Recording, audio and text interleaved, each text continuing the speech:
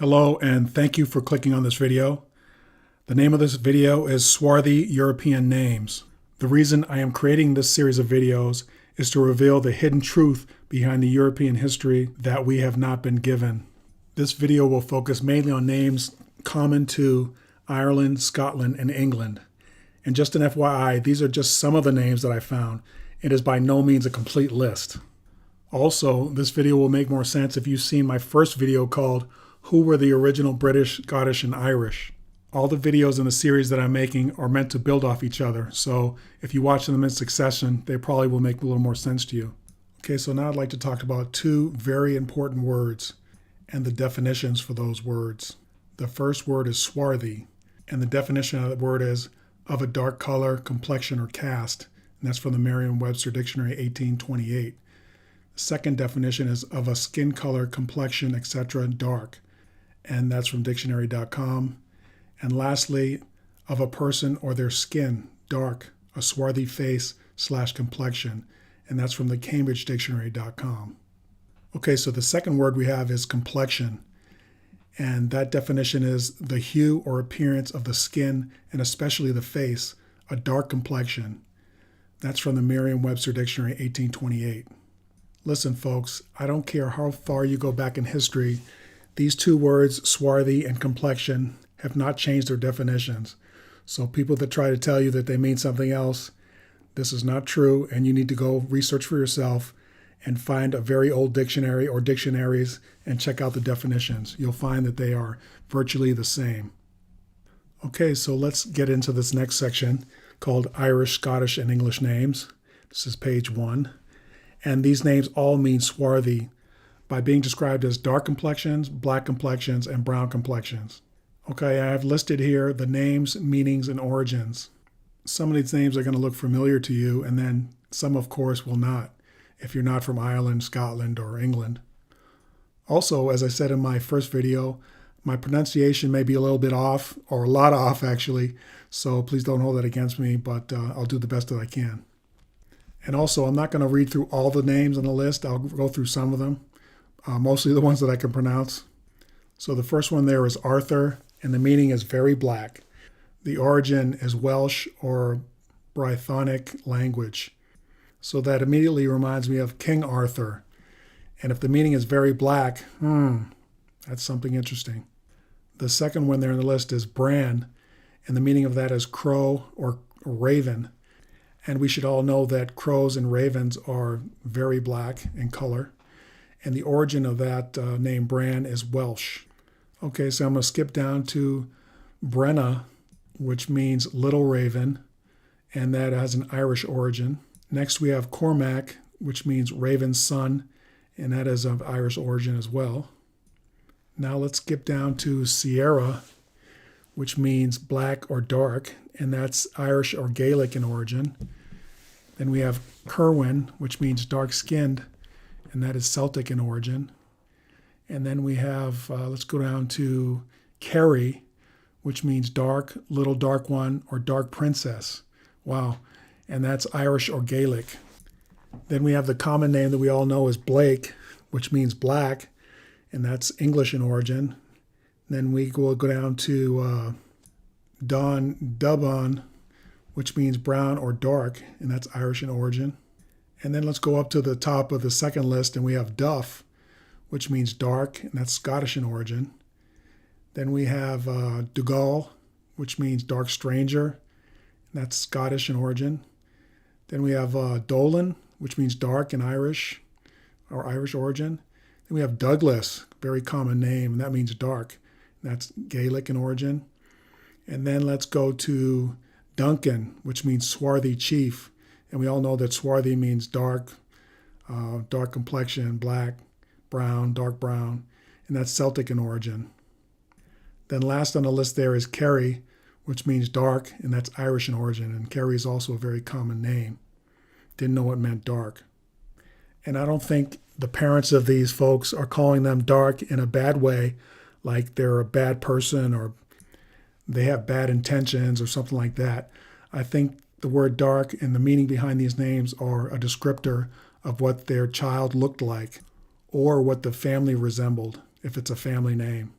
because these are first and or last names. Okay, so let's get into the second section under Irish, Scottish, and English names. And these are additional names, meanings, and origins. And this is page 2. Okay, so that first one on the list there is Darcy, and that means dark, and it's of Irish origin. Then we have Devon, which means fawn or little black one, and that's of Irish origin as well. Then we have Donovan, which is little brown, black one, and that's Irish in origin.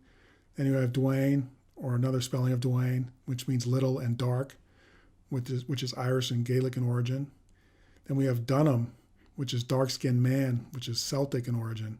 So there's no ambiguity there. I mean, a dark-skinned man is a dark-skinned man, which is Celtic in origin there. Then we got Duffy, which is dark or black, and that's Irish in origin. Let's go down to Don Chad, which means brown warrior, and that's Scottish in origin. Then we have Fechin, which means little raven, and that's Irish in origin. Then we have Gethin, which is dark-skinned. Again, no ambiguity there. Dark-skinned is dark-skinned, and that's Welsh in origin. Then we have Kern, which means little dark one, and that's Gaelic in origin. Then let's go down to Cole, which means swarthy or black, and that's English in origin. Then we have Colton, which means swarthy person or dark. No ambiguity again there, and that's English. And we have Colby, which is very common these days, and that means dark, and that's Norrish. Then we have Cronan, which means the swarthy one, and that's Gaelic in origin. Now let's go up to the second part of the list there. Let's go to Muriel, which means blackbird, and that's English or French. Then we have Maguire, which is dun-colored or brown-colored, which is Irish in origin. We have Nigel, which means black or dark night, and that's English or Latin. And then let's go to Darcy, which is dark, and that's Gaelic in origin. Dwyer, which is black, that's Irish or Gaelic. Then we have O'Dwyer, which is black, which is Irish in origin. We have Doyle, that's very popular. That means black stranger, and that's Irish or Gaelic in origin. And then we have Donnelly, which is brown or black man, Irish or Celtic in origin. Again, no real ambiguity there. We have, let's go down to Doltak or Dultak, which means black-limbed, and that's Irish in origin. Again, black-limbed, wow, okay, that's talking about someone's arms or legs, right?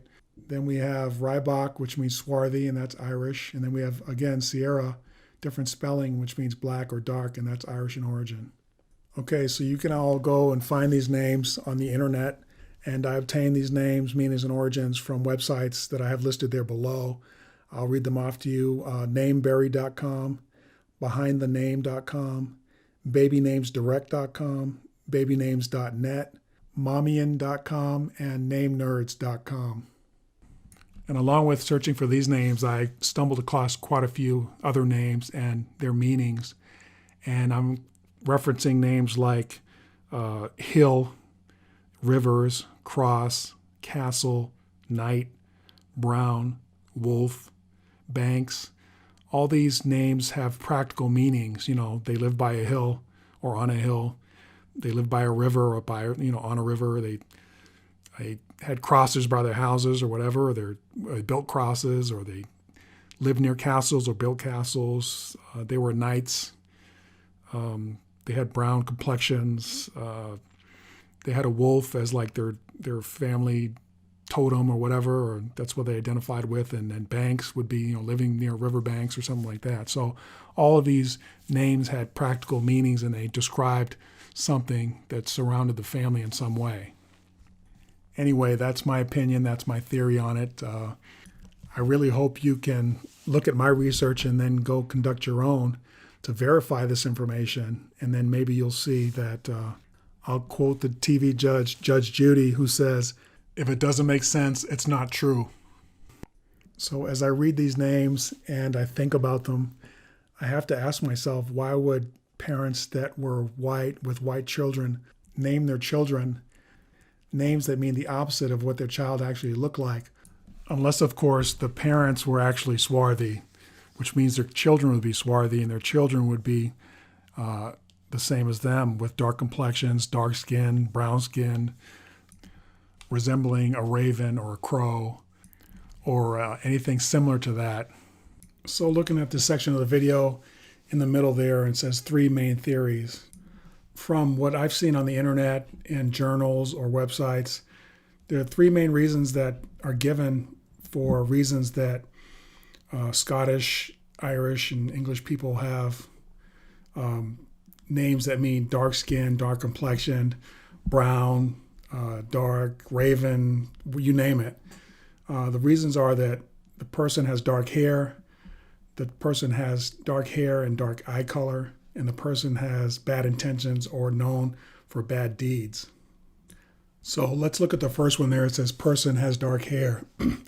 Okay, why that doesn't make sense is that many of these names mean dark complexion, dark skin, dark limbed, black limbed, dark as a raven, dark as a crow.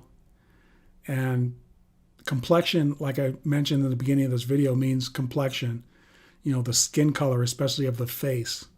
Okay, so that definition is not going to change. And that's why giving someone a name that means dark complexioned or dark limbed or raven or coal or black, when they have a white or a pale complexion, doesn't make any sense. Plus the fact that hair color has nothing to do with complexion.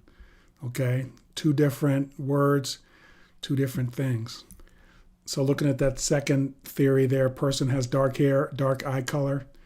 Again, it's the same thing. They're speaking about complexion, and many times the definition of the name means dark complexion or dark stranger or a similar type definition. So saying a person has dark hair and dark eye color and calling them black, or a name that means black or dark or brown or raven, or just doesn't make sense.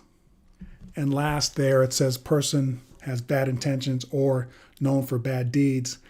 I think I mentioned this in another video, my first video, and I said that why would a parent name their child from the beginning a name that meant someone that had bad intentions or is known for bad deeds? That, again, makes totally no sense at all. Mainly because that child has not established itself as a good or bad person. So how are you going to know what its intentions are? Also, some may say, well, that last theory of the person has bad intentions or known for bad deeds would be reserved for nicknames of adults. But that doesn't make sense as well, because these people were known as like Black Hugh, Black Prince, Halfdan the Black, Olaf the Black. They were called these nicknames by their own people that loved them and liked them. So I don't think that they would mean bad intentions or people that were known for bad deeds. Again, this is my theory. But again, I'm going to have to go with Judge Judy, who says if it doesn't make sense, it's not true. Okay, everyone, let's move on to this new section called Swarthy Europeans. And as you can see there on the top, I have a chart there with a majority of the human skin tones. And as you can see, there are different labels there.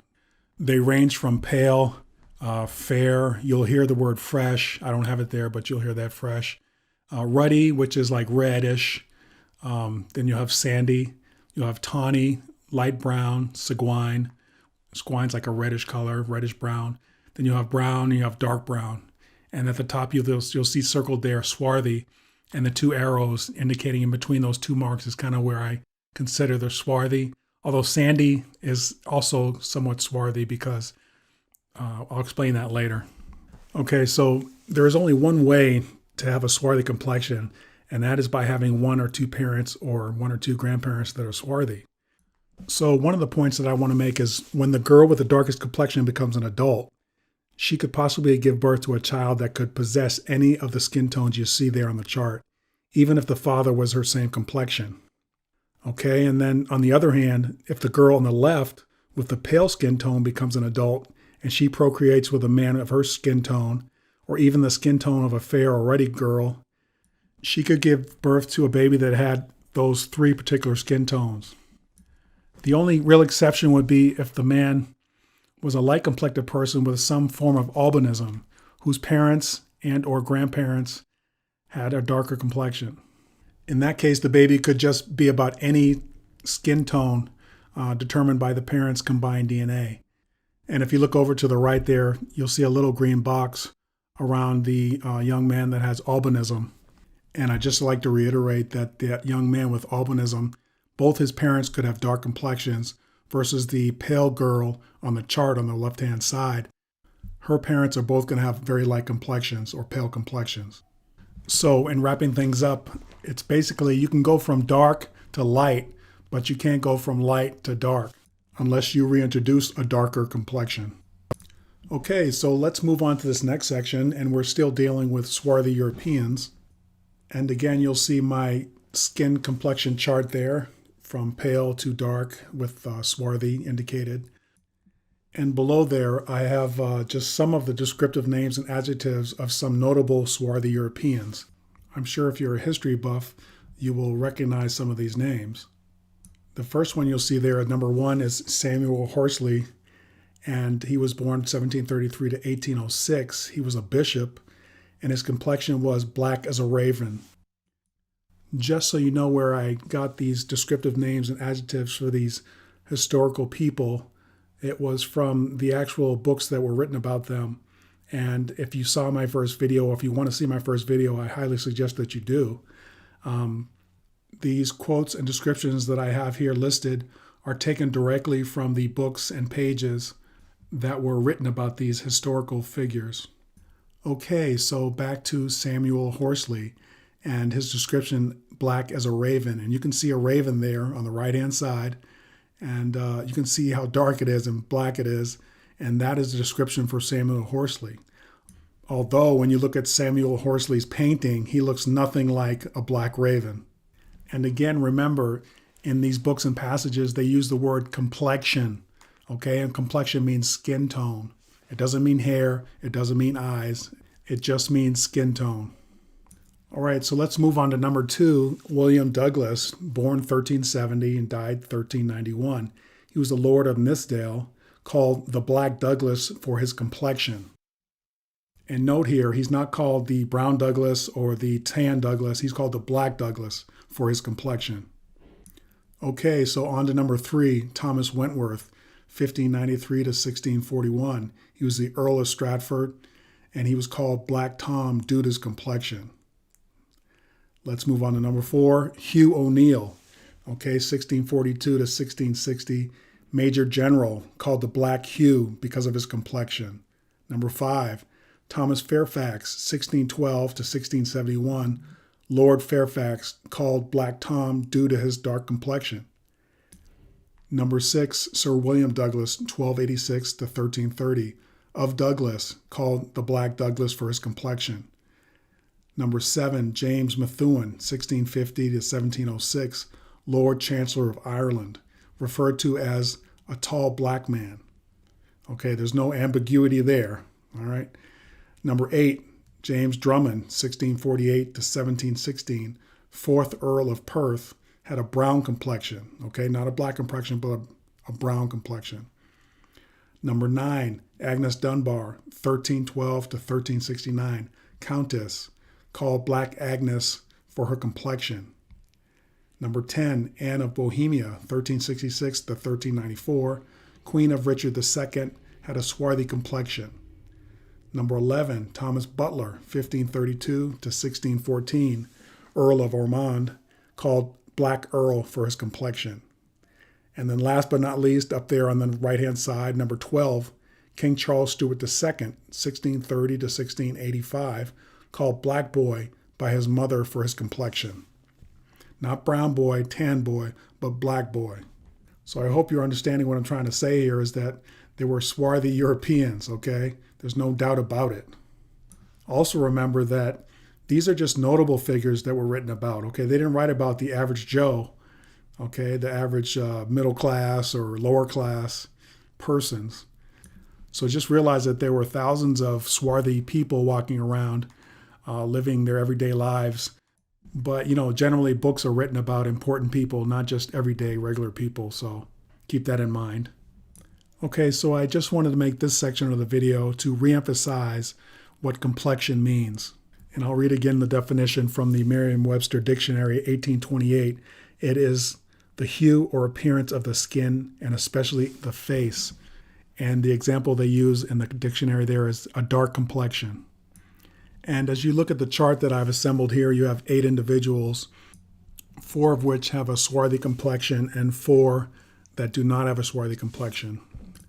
All these pictures I got from Google Images.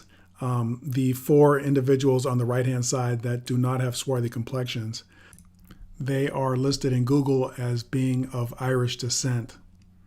Now, the 4 individuals on the left-hand side, Google considers them to be of African American descent. Although, based on my research, folks, we don't know if they are from Africa at all. They could be from a lot of different places. But the point here is that they are swarthy. Now, you'll see this first blue box, and I put that around a woman that is swarthy, which is, if you look at her, she has like a medium swarthy tone. And then the second blue box I put around the gentleman below her, and he has a somewhat swarthy tone, skin tone, complexion as well. Now I'll move on to the gentleman in the red box, and he is much more swarthy, darker complexioned.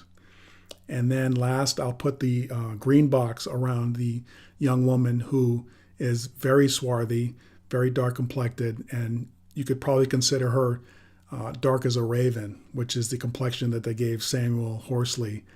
Although when you look at his painting, of course, he is definitely not swarthy or dark as a raven. Now, when you look over at the non-swarthy individuals, you'll see that they do have dark hair, dark eyes, but they definitely don't have swarthy complexions. So when you read these historical books and journals and everything else, and they mention people with swarthy complexions, these folks don't have swarthy complexions. They have dark hair and dark eyes, but their complexions are definitely pale, fresh, fair, but definitely not swarthy. So there is definitely a contradiction in the explanation for why the Irish, Scottish, British, and even some of the other Europeans that are listed in books and novels and journals as being of a swarthy complexion.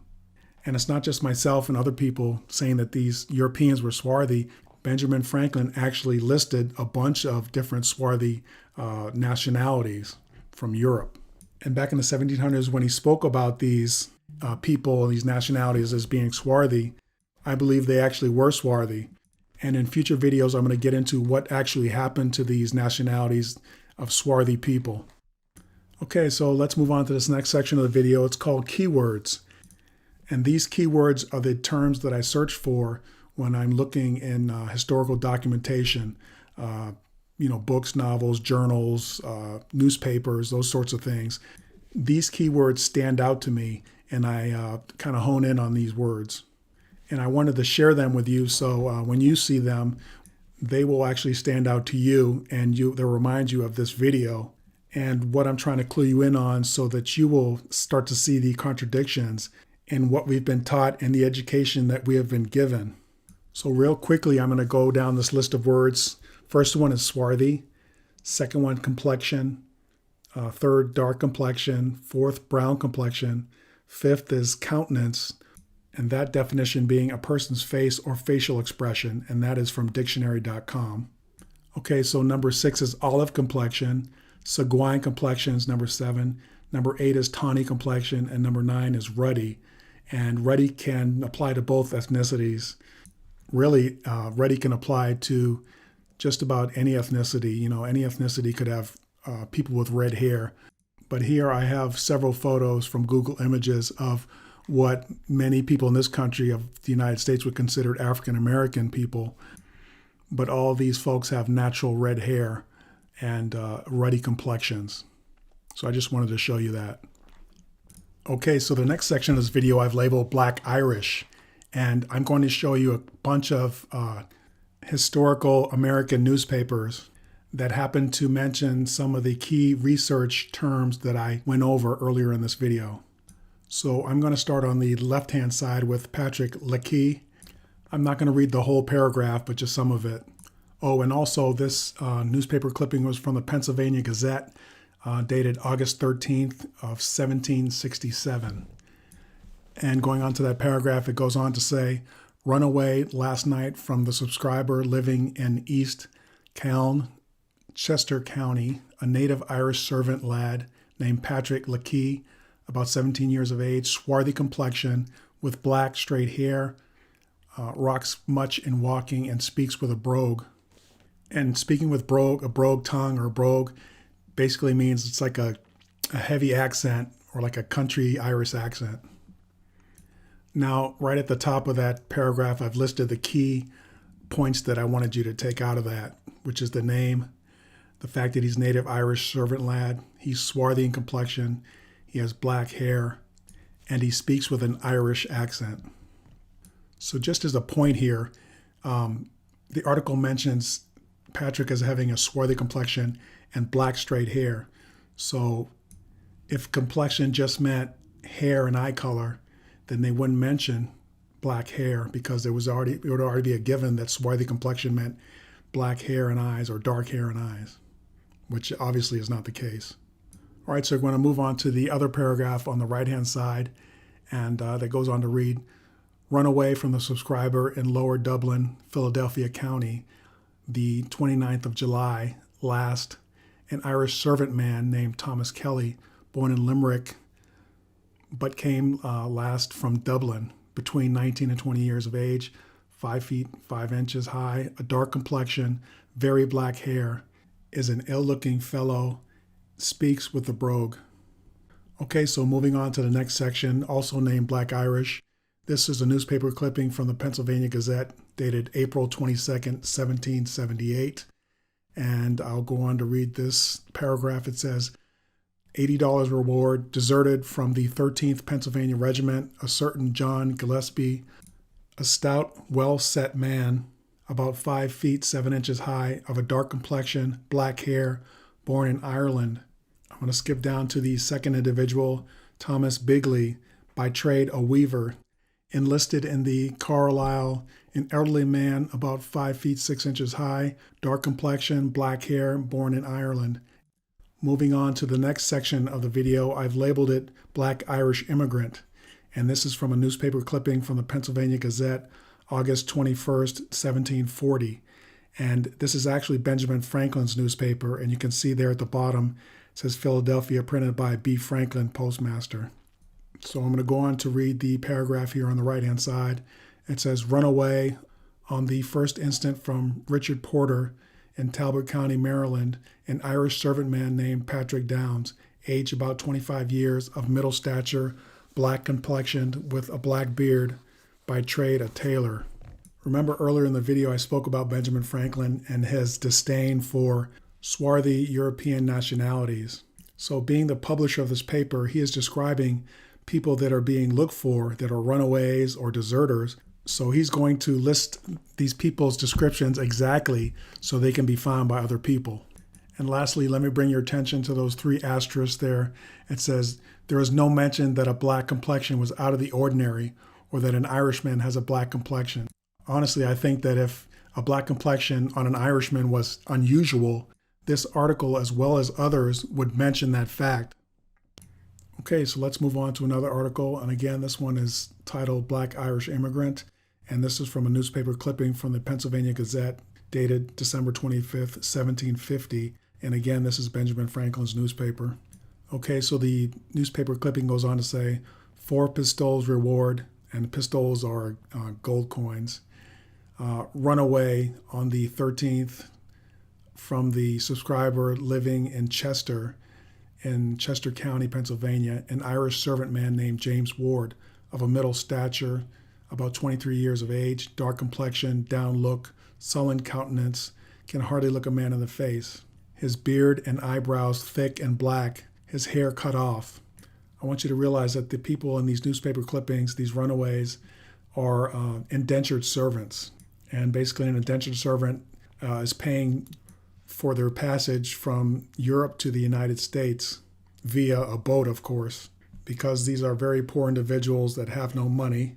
However, they do have time, and they are willing to give so many years of service in order to pay for that passage, and after that they can be free or freedman.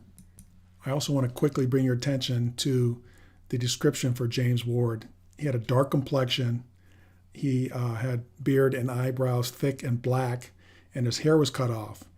So again, if complexion meant dark hair color and eye color, then this one makes sense because James Ward's hair was cut off. So again, I'm letting you know that complexion means skin tone, skin color. It does not mean hair color and eye color, as some would have you think. All right, so moving on to another newspaper clipping, this one titled Irish Immigrants. And this is a newspaper clipping from the Political Intelligencer and New Jersey Advertiser, September 7th, 1785. And this one has 4 Irish servants with 4 different skin complexions. So I basically wanted to show you a variation of skin complexions. I've broken out the newspaper clipping into 4 sections, A, B, C, and D. All right, so A goes on to read, Daniel Tunney, about 17 years of age, dark complexion, short black hair, about 5 feet 6 inches or 7 inches high. Okay, moving on to B. It reads, likewise, Michael Fadden, about 26 years of age, a fair complexion with long black hair, stout, well-made, a weaver by trade, about 5 feet 9 inches high. Okay, moving on to C. Likewise, Thomas Kennedy, about 20 years of age, of a sandy complexion, freckled in the face with long brown hair, thick legs, and the left leg the shortest. All right, moving on to the letter D. It goes on to read, also a certain Edward Dowd, about 5 feet 4 inches high, much park-faced, ruddy complexion, talks with the Irish brogue, and swears much in his discourse. Again, so the reason that I wanted to show you this is that these are 4 Irish men with 4 different complexions, although all from Ireland. Okay, so I've labeled this part of the video Irish Immigrants as well. And this newspaper clipping is from the American Weekly Mercury, dated Thursday, May 18th, 1738, page number 3, Philadelphia, Pennsylvania. And these are going to be 2 native Irish servants. And this paragraph goes on to read, ran away from the 31st of March past from Moses Vernon and William Lindsay of Province in Chester County near Chester, 2 native Irish servant men. From Moses Vernon, one named Peter Ryan of middle stature, blackish straight hair, thin-faced, palish, about 20 years of age. The other from William Lindsay, named Dennis Adagon, of a middle stature, swarthy complexion, black-haired, about 20 years of age. And then further down it says, has the brogue on his tongue. Also, if you read further down in that newspaper clipping, you'll see that Dennis Adagon was a redemptioner. And I've added a paragraph there at the middle bottom. It says, redemptioners were European immigrants generally in the 18th or early 19th centuries who gained passage to American colonies, most often Pennsylvania, by themselves into indentured servitude to pay back the shipping company which had advanced the cost of the transatlantic voyage. And that's from wikipedia.com. And also, just to let you know, the main reason I put this particular newspaper clipping in was to show you the 2 extreme differences in Irish complexion of these 2 gentlemen. One being white or palish, as they say, and then one being swarthy or black. Okay, so now we're going to move on to a new title, and this one's Black Scots. This particular newspaper clipping comes from the New York Journal, the General Advisor, October 27th, 1774. And again, these are indentured servants from Scotland. And it goes on to read, $10 reward run away from the subscriber on Monday evening, the 23rd instant. The following indented servants, James Douglas, born in Scotland, about 5 feet 9 inches high, about 32 years of age, a stout, well-set fellow, dark hair and black complexion, little pockmarked, with a surly visage, speaks thick and much on the Scotch dialect, by trade a brass founder. Okay, moving on further down to John Wardrop, about 40 years of age, 5 feet 9 inches high, thin visage, dark complexion, born in Scotland, which may be known by his speech, by trade a tailor. Okay, and lastly, we have Archibald Scott, about 32 years of age, 5 feet 9 inches high, dark complexion, short black hair, likewise born in Scotland, and a tailor by trade. So I'd just like to go over some of the key points here for James Douglas, born in Scotland, dark hair, black complexion, much of the Scottish dialect or heavy accent. John Wardrop, born in Scotland, dark complexion. Archibald Scott, dark complexion, short black hair, born in Scotland. And I just want to bring your attention to one point here is that James Douglas has a black complexion and John Wardrop and Archibald Scott have dark complexion. So probably James is very dark, maybe like a raven. And then the other two dark complexions, maybe dark brown. Okay, so let's move on to another Black Scots. And this one is from the Georgia Gazette, dated November 4th, 1776. And these are three runaways that are seamen from the brig Dominica, which is a naval warship. Okay, and the newspaper clipping goes on to read, runaway on Thursday, the 29th instant from the brig Dominica, John Earl Master, the three following seamen. Duncan McMillan, about 5 feet 4 inches high, dark complexion, black hair, pitted with smallpox, has had his left leg broke, which has been badly set, had on a blue jacket lined with green, short trousers, was born in Scotland. Okay, the next one is John Smith, 5 feet 11 inches, brown complexion, stout and thin, had on a thick brown jacket, a long pair of trousers, and a hat or Scotch bonnet, was born in Scotland. The last one there is John Roberts, about 5 feet 4 inches, very stout, of a swarthy complexion, short dark curled hair, carried away with him one brown and one white jacket, had on long trousers, and a round bound with black, born in Gurnafie, which is an island in the British Channel. So based on his last name of Roberts, he was probably Scottish. Okay, so moving on to the last section of this video dealing with Black Scots. And this newspaper clipping was from the Pennsylvania Gazette, dated October 20th, 1773. And these were runaways, indentured servants. And it goes on to read, $8 reward, runaway on Sunday, the 26th of September at last, from the subscriber living near Shipsonburg in Cumberland County. The two under-mentioned servants, Michael Jeffries, about 30 years of age, born in Ireland, about 5 feet 5 inches or 6 inches high, well set, has a scar on his right arm, a little below his elbow, likewise a flesh mark on his right side near his back, is of a dark complexion and has dark brown hair. Okay, moving down to Margaret Jeffries, wife of the above, about 24 years of age, born in Scotland, and speaks the broad, has a scar on her forehead, dark complexion, and dark brown hair. All right, so let's move on to this last newspaper clipping, and this one is titled, British Soldiers That Deserted Their Regiments. All right, so I'll start on the left-hand side, and this newspaper clipping is from Wayman's New York Gazette, dated April 9th, 1759. And it goes on to read, deserted from His Majesty's 55th Regiment of Foot and the Honorable John West's company.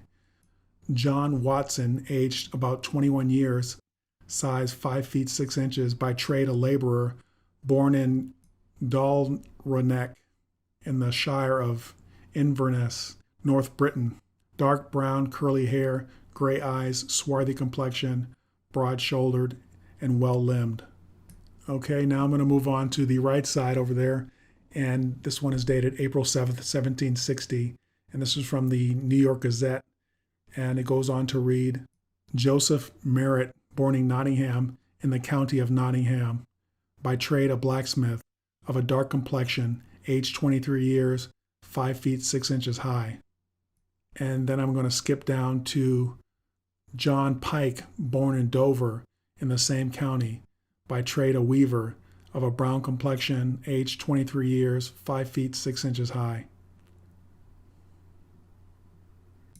Okay, so moving on to a new section of this video, and this is called, So What Conclusions Have I Drawn from This Information? And as you can see, I've bullet pointed the major issues that I wanted to talk about. Okay, and the first one there is, this information has been covered up, forgotten, and disregarded in our current history. And basically, that's self-explanatory, but this information back in the 1700s was not unusual or out of place. And I say this because I find so many books, articles, journals, etc. that have swarthy European individuals. All right, let's move on to the second point. The words swarthy and complexion have the same definition today as they did in the past. And as I've mentioned before, Please go look at some of the oldest dictionaries and you will find that the same definitions are there for these words. All right, moving on to the next point. These given names or nicknames were given to people for a reason. Okay, moving on to the next point. These names generally describe the physical characteristic of a person that stood out, or in the case of a family's last name, it represented the basic complexion of that family or clan. So if the family's last name was Brown or Black, then it generally follows that that family had black or brown people in it. If that family's last name meant dark complexion stranger, then it stands to figure that that's exactly what it was. And regarding the first names of children, meaning brown, black, dark, dark complexion, those would be actually the characteristics that those children had. So their parents named them accordingly. So this next point is kind of redundant, but in the past, these names were specific to persons' pigmentation levels, black or swarthy, brown. However, in recent times, the last 100+ years, these names were probably given because, in my opinion, they were familiar or traditional family names, or maybe they just were pleasing to the ear.